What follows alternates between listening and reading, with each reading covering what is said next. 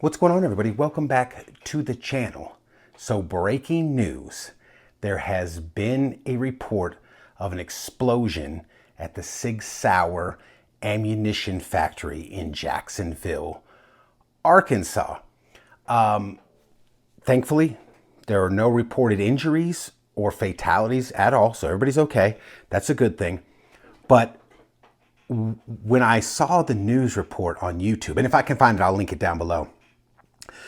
I went straight to the comments sections and oh my God, is it savage. I think we're allowed to make a little bit of light of this situation because there was nobody injured or anything.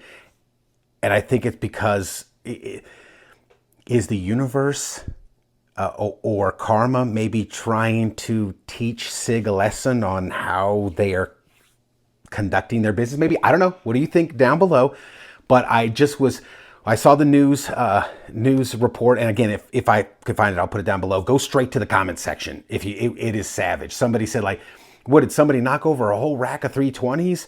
And they were saying Sauer is now even NDing their own ammunition factory. Like, oh man. So not a good day for Sauer. But also on a serious note, I think this also demonstrates how dangerous our industry is and our hobby, especially on the ammunition making side. You have to be very, very careful when handling all the materials for ammunition. It's dangerous. So there it is, guys. Let me know, could not have come at a worse time for SIG. So let me know what you think in the comments down below. Check out the comment section on the video.